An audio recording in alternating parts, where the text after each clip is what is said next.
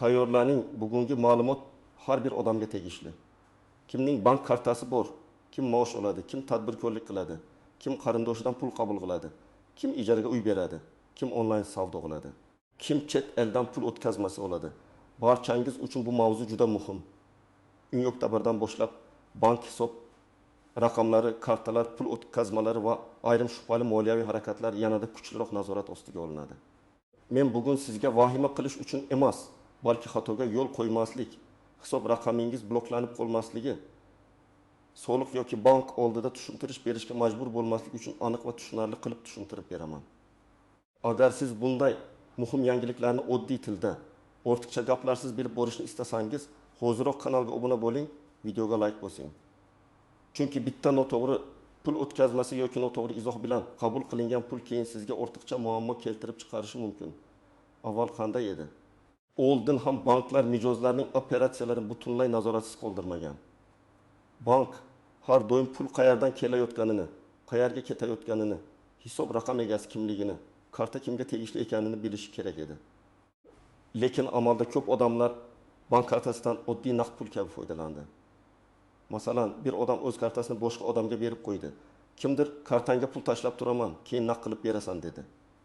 Yana kimdir onlayn savdodan tushgan pullarni do'stining kartasiga oldi. Ko'pchilik bunga jiddiy qaramadi. Endi nima o'zgaryapti?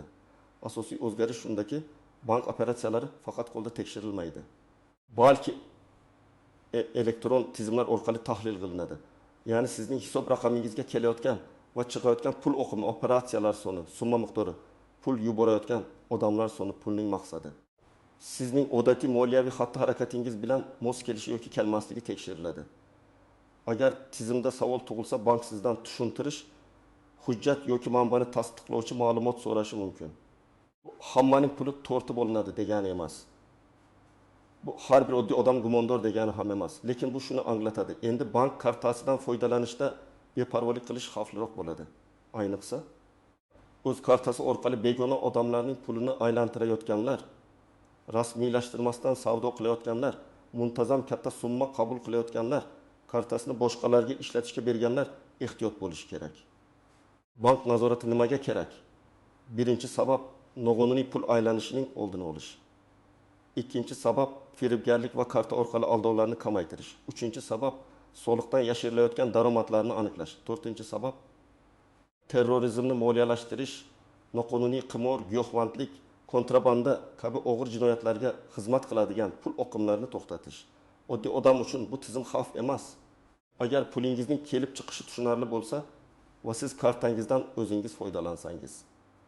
Eng birinchi bilishingiz kerak bo'lgan narsa, bank sizning kartangizdagi har bir kichik xarid uchun sizni chaqiravermaydi. Masalan, siz do'kondan 20 ming so'mlik oziq-ovqat oldingiz. Dorixonadan takan ming so'mlik dori oldingiz. Bolangizning o'qishi uchun 500 ming so'm to'ladingiz. Bular odatiy operatsiyalar. Bunday holatlarda xavotirga o'rin yo'q. Lekin agar sizning kartangizga bir kunda odamdan pul kelsa, har biri 100 ming, 200 ming, 500 ming so'mdan bo'lsa, tizim savol beradi. Bu shaxs nima bilan shug'ullanyapti? Bu xayriya yig'imimi, onlayn savdomi, xizmat ko'rsatishmi? Qarz qaytarishmi yoki boshqa odamlarning pulini yig'ishmi? Masalan, siz uyda shirinlik pishirib sotasiz. Har kuni 20 ta mijoz kartangizga pul o'tkazadi. Oy oxirida kartaga 25 million so'm tushdi. Siz buni men oddiy uy bekasiman deb o'ylashingiz mumkin. Lekin bank tizimi uchun bu daromadga o'xshaydi. Agar sizda faoliyatni tasdiqlovchi hujjat, o'zini o'zi band qilganlik ro'yxati yoki yakka tartibdagi tadbirkorlik bo'lmasa, savol tug'ilishi mumkin. Ikkinchi misol, sizning maoshingiz oyiga 1 million so'm. Odatda kartangizga faqat ishxonadan maosh tushadi. Birdan bir haftada kartangizga 90 million so'm kelib tushdi va shu kunning o'zida boshqa 6 ta kartaga bo'lib yuborildi. Siz bu akamning puli edi, men faqat o'tkazib berdim deysiz. Lekin bank buni boshqacha ko'rishi mumkin. Siz tranzit hisob sifatida ishlatilgansiz. Tranzit degani pul sizniki emas, lekin sizning hisobingizdan o'tgan. Bu juda xavfli holat. Chunki keyin pulning kelib chiqishi noqonuniy bo'lsa, birinchi savol sizga beriladi. Nega o'z kartangizni ishlatib berdingiz? Uchinchi misol, talaba yigit bor. U ishlamaydi, rasmiy daromadi yo'q. Lekin uning kartasiga har kuni turli odamlardan pul tushadi. Keyin u pullarni kripto bukmaker onlayn o'yin yoki noma'lum platformalarga o'tkazadi. Bunday holat shubhali ko'rinadi. Chunki bank uchun rasmiy daromadi yo'q odamning katta pul oqimini boshqarishi izoh talab qiladi. Bu yerda gap faqat soliqda emas, balki firibgarlik xavfida ham. Ko'p firibgarlar aynan talaba, ishsiz yoki oson pul topmoqchi bo'lgan odamlarning kartalaridan foydalanadi. 4-misol, siz ijaraga uy berasiz. Ijarachi har oy kartangizga 3 million so'm tashlaydi. Agar bu 1 yil davomida muntazam bo'lsa, bu daromad hisoblanadi. Shartnoma bo'lmasa, soliq masalasi chiqishi mumkin. Ko'pchilik bu mening uyim, pulni olsam nima bo'pti deb o'ylaydi. Lekin ijara daromadi rasmiylashtirilishi kerak bo'lgan daromad turiga kiradi. Shuning uchun bunday odamlar ayniqsa ehtiyot bo'lishi kerak. 5-misol, chet elda ishlayotgan farzandingiz sizga har oy $500 yuboradi. Bu holatda ko'pincha xavotir kamroq, chunki pul o'tkazmasi maqsadi oilaviy yordam sifatida tushuntirilishi mumkin. Lekin agar har oy $500 emas, balki turli mamlakatlardan 10-15 ta odamdan pul kelayotgan bo'lsa, savol tug'diradi. Chunki oilaviy yordam odatda bitta yoki bir nechta yaqin qarindoshdan keladi. Yuzlab notanish odamdan emas. Kimlar ko'proq e'tiborli bo'lishi kerak? Birinchi navbatda onlayn savdo qiluvchilar. Instagram, Telegram, TikTok orqali kiyim, kosmetika, telefon, aksessuar, shirinlik, kurs, xizmat sotayotganlar. Agar pul shaxsiy kartangizga tushayotgan bo'lsa, siz faoliyatingizni qonuniy shaklga keltirish haqida o'ylashingiz kerak. Ikkinchi guruh freelancerlar, dizayn, tarjima, dasturlash, SMM, video montaj, konsultatsiya orqali pul olayotganlar. Uchinchi guruh ijaraga uy yoki avtomobil beruvchilar. To'rtinchi guruh o'z kartasidan boshqalarga foydalanishga ruxsat berganlar. Beshinchi guruh katta miqdorda naqd pul kirim-chiqim qiladiganlar. Kimlar ortiqcha xavotir olmasligi mumkin? Agar siz maosh olsangiz, pensiya olsangiz, stipendiya olsangiz, qarindoshingizdan vaqti bilan yordam olsangiz, do'kondan xarid qilsangiz, kommunal to'lovlarni to'lasangiz, odatiy operatsiyalarni amalga oshirsangiz, vahima qilishingiz shart emas. Masalan, farzandingiz sizga oyiga 2 million so'm yordam bersa, turmush o'rtog'ingiz kartangizga bozorlik uchun pul tashlasa, qarindoshingiz qarzini qaytarsa, bular odatiy holatlar. Lekin baribir pul o'tkazmasida izoh yozish, hujjatni saqlash kerak bo'lsa, tushuntirib bera olish foydali. Endi eng muhim nozik jihatlarga o'tamiz. Birinchi nozik jihat, summa doim ham asosiy mezon emas. Ko'pchilik katta summa bo'lmasa muammo bo'lmaydi deb o'ylaydi. Aslida ba'zan kichik summalar ham shubha uyg'otadi. Agar ular juda ko'p takrorlansa. Masalan, bir kunda bitta odamdan 50 ming so'mdan tushsa, jami 5 million so'm bo'ladi. Sum mumkin, lekin operatsiyalar soni juda ko'p. Bu savdo. Yig'im yoki boshqa faoliyat belgisi bo'lishi mumkin. Ikkinchi nozik jihat, pulni bo'lib yuborish ham savol tug'diradi. Masalan, 100 million so'mni bir marta yubormasdan 10 million so'mdan 10 marta yuborish. Ba'zi odamlar nazoratdan qochish uchun summani bo'lib yuboradi. Lekin zamonaviy tizimlar buni ham ko'radi. Tizim faqat bitta operatsiyaga emas, umumiy harakatga qaraydi. Agar bir kunda, bir haftada yoki bir oyda bir xil odamlar o'rtasida takroriy o'tkazmalar bo'lsa, bu alohida tahlil qilinadi. Uchinchi nozik jihat, karta meniki, xohlaganini qilaman degan fikr noto'g'ri. Karta sizning nomingizda bo'lsa, undagi operatsiyalar uchun birinchi javobgar ham sizsiz. Agar tanishingiz aka kartangizga pul tushsin, men keyin olaman desa, o'ylab ko'ring, u pul qayerdan keladi? Nega o'z kartasidan foydalanmayapti? Nega aynan sizning kartangiz kerak? Agar ertaga bu pul firibgarlikdan tushgani aniqlansa, jabrlanuvchi pulni sizning kartangizga yuborgan bo'ladi. Keyin siz men bilmaganman deb tushuntirishga majbur bo'lasiz. Bu juda ko'p uchraydigan real holat. To'rtinchi nozik jihat, karta ijaraga berish yoki karta sotish juda xavfli. Ba'zi firibgarlar odamlarga kartangizni bering, oyiga 500 ming so'm beraman deyishi mumkin. Bu oson puldek ko'rinadi, lekin aslida siz o'z nomingizdagi moliyaviy asbobni noma'lum odamga topshiryapsiz. U odam kartangiz orqali aldangan odamlardan pul olishi, noqonuniy savdo qilishi, qarz platformalardan pul chiqarishi yoki boshqa jinoyatga aloqador operatsiya qilishi mumkin. Keyin bank, ichki ishlar yoki boshqa organlar birinchi bo'lib karta egasiga chiqadi. 5-nozik jihat, izohsiz pul o'tkazmalari. Ko'p odamlar pul yuborayotganda izoh qoldirmaydi yoki hazillashib g'alati so'zlar yozadi. Masalan, qarz, tovar uchun, xizmat haqi, sovg'a, ijara, bola uchun kabi aniq izohlar foydali bo'lishi mumkin. Lekin pul o'sha narsa kelishilgan yoki bundan ham yomonroq hazil tariqasida noqonuniy ma'nodagi so'zlar yozish mumkin emas. Bank tizimi izohlarni ham ko'rishi mumkin. Hazil bilan yozilgan bitta noto'g'ri so'z ham keraksiz savollar keltirishi mumkin. 6 nozik jihat qarz oldi berdilari. Siz do'stingizga 20 million so'm qarz berdingiz. U 3 oydan keyin qaytardi. Agar hammasi og'zaki bo'lsa, keyin tushuntirish qiyinroq bo'ladi. Ayniqsa katta summa bo'lsa, oddiy tilxat yozib qo'yish kerak. Tilxatda kim kimga qancha pul berdi, qachon qaytariladi, pasport ma'lumotlari, sana va imzo bo'lsa, bu keyin sizni himoya qiladi. Har bir qarindoshlar orasidagi kichik pul uchun shartnoma qilish shart emas, lekin katta summalarda hujjat juda muhim. 7 nozik jihat. Tadbirkorlik tushumi bilan shaxsiy pulni aralashtirmaslik. Agar sizda biznes bo'lsa, lekin tushum shaxsiy kartangizga tushsa, bu keyin buxgalteriya, soliq va bank nazorati nuqtai nazaridan muammo tug'diradi. Biznes uchun alohida hisob, shaxsiy xarajatlar uchun alohida karta ishlatish eng to'g'ri yo'l. Masalan, siz telefon aksessuarlari sotasiz. Mijozlar pulni shaxsiy kartangizga tashlaydi.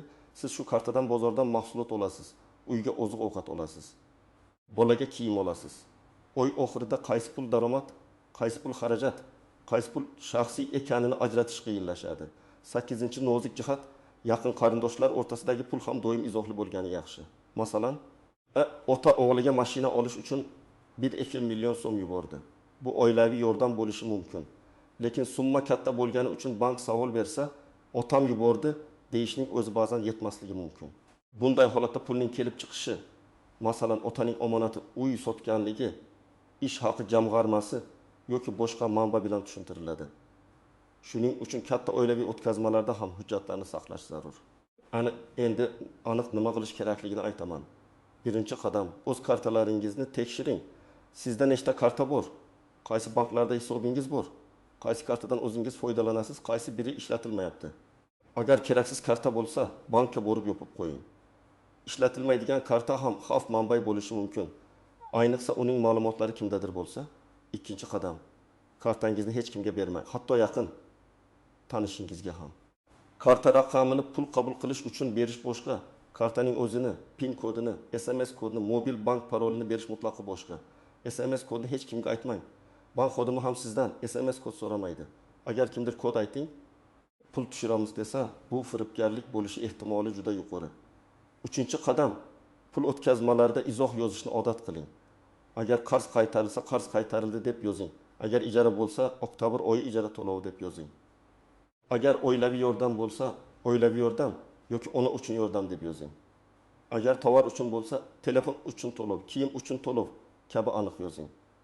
Bu oddiy odat keyin ko'p narsani yengillashtiradi. 4-qadam. Katta summalarda hujjat qiling. Uy, avtomobil, yer, qimmatbaho buyum, qarz, sheriklik, xizmat haqi kabi katta pul bilan bog'liq holatlarda shartnoma, tilxat, hisob faktura, chek, elektron yozishmalarni saqlang. Masalan, siz 1 million so'mga avtomobil uchun avans berdingiz. Faqat karta o'tkazmasi bilan cheklanmasdan yozma kelishuv qiling. Keyin nizo chiqsa ham, bank savol bersa ham sizda dalil bo'ladi. 5-qadam. Agar muntazam daromad olayotgan bo'lsangiz, faoliyatingizni qonuniylashtiring. Uyda pishiriq sotyapsizmi, tikuvchilik qilyapsizmi? Onlayn dars beryapsizmi? Dizayn xizmati ko'rsatyapsizmi? Mahsulot olib sotyapsizmi? Bularni rasmiy shaklga keltirish imkoniyatlarini o'rganing. O'zini o'zi band qilgan shaxs sifatida ro'yxatdan o'tish, yakka tartibdagi tadbirkor bo'lish yoki kompaniya ochish kabi yo'llar bor. Qaysi biri sizga mosligini soliq organi yoki buxgalter bilan maslahatlashib aniqlang. 6-qadam, bankdan xabar kelsa befarq bo'lmang. Agar bank sizdan ma'lumot so'rasa, qo'rqib telefonni o'chirmang, bankka bormasdan yuravermang. Aksincha, vaziyatni tushuntiring, hujjatlarni tayyorlang. Operatsiya maqsadini yozma ravishda bayon qiling. Bank odatda pulingizni olib qo'yish uchun emas, operatsiya manbasini aniqlash uchun so'raydi. Masala tezroq hal bo'ladi. 7-qadam, qanday hujjatlar kerak bo'lishi mumkinligini oldindan biling. Ish haqi bo'lsa, ish joyidan ma'lumotnoma yoki mehnat shartnomasi. Tadbirkorlik bo'lsa, ro'yxatdan o'tganlik hujjati, shartnoma, chek, hisob-kitob hujjatlari. Qarindosh yordami bo'lsa, qarindoshlikni tasdiqlovchi hujjat, pul yuborgan shaxsning tushuntirishi. Qarz bo'lsa, tilxat yoki qarz shartnomasi. Uy yoki avtomobil sotilgan bo'lsa, oldi-sotdi shartnomasi. Ijara bo'lsa, ijara shartnomasi. Chet eldan pul kelgan bo'lsa, pul o'tkazmasi kvitantsiyasi va yuboruvchi haqida ma'lumot. 8-qadam mobil ilovangizdagi tarixni o'chirib tashlash bilan muammo yo'qolmaydi. Bankda operatsiyalar tarixi baribir saqlanadi. Shuning uchun ilovadan o'chirib qo'ysam bo'ldi degan fikr xato. Aksincha, kerakli kvitansiyalarni PDF qilib saqlang, skrinshot qiling, alohida papkaga joylang. Ayniqsa katta summalar bo'yicha dalillarni kamida bir necha yil saqlash foydali. 9-qadam, agar sizning kartangizdan shubhali operatsiya o'tgan bo'lsa, darhol bankka murojaat qiling. Masalan, siz kartangizni yo'qotdingiz, kimdir mobil bankingizga kirib oldi, noma'lum pul tushdi yoki noma'lum joyga pul chiqdi. Bunday holatda kutmang. Bankning kol markaziga qo'ng'iroq qiling, kartani blok qiling, ariza yozing. Agar firibgarlik bo'lsa, ichki ishlar organlariga ham murojaat qiling. 10-qadam, o'z daromadingiz va xarajatlaringizni oddiy daftar yoki jadvalda yuriting. Bu ayniqsa kichik biznes qilayotganlar uchun muhim. Masalan, bugun 1 million so'mlik mahsulot sotdingiz, 600 ming so'mga yangi mahsulot oldingiz, 1 ming so'm yetkazib berishga ketdi. Shuni yozib borsangiz, oy oxirida haqiqiy daromadingizni bilasiz. Bu nafaqat bank nazorati uchun, balki o'zingizning moliyaviy tartibingiz uchun ham kerak. Yana bir muhim maslahat, vahima tarqatayotgan xabarlarga ishonib ketmang. 2-oktyabrdan hammaning kartasi bloklanadi. Bankdagi pulingizni olib qo'ying. Endi har bir o'tkazma uchun jarima bo'ladi. Kabi gaplar ko'pincha oshirib yuborilgan bo'ladi. Aslida nazorat kuchayishi odamlarni jazolash uchun emas, pul oqimlarini shaffof qilish uchun joriy qilinadi. Lekin bu sizga beparvo bo'lish mumkin degani emas. Eng to'g'ri yo'l qonuniy ishlash, hujjat saqlash, begona pulni aylantirmaslik va kartangizni himoya qilish. Agar siz tadbirkor bo'lsangiz, bank bilan ochiq ishlang. Hisob raqamingizdan qanday operatsiyalar o'tishini oldindan tushuntirib qo'ying. Masalan, sizning biznesingizda kuniga ko'p mijozdan kichik to'lovlar tushadi. Bankka faoliyat turini aniq ko'rsating, kerakli kodlar, shartnomalar, soliq ro'yxatlari to'g'ri bo'lsin. Shunda tizimdagi savollar kamayadi. Agar faoliyatingiz bir narsa deb ko'rsatilgan bo'lsa, lekin operatsiyalar butunlay boshqa sohaga o'xshasa, muammo chiqishi mumkin. Agar siz oddiy fuqaro bo'lsangiz, eng katta qoidani yodda tuting. Hisob raqamingizdan o'tgan pulni tushuntirib bera olishingiz kerak. Bilmayman, do'stim aytdi, men faqat olib berdim. Kartamni vaqtincha bergandim.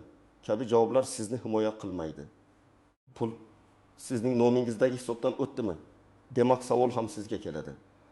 Xulosa qilib aytsam, 12-oktyabrdan bank hisob raqamlari bo'yicha nazorat kuchayishi oddiy, halol odamlar uchun vahima sababi emas.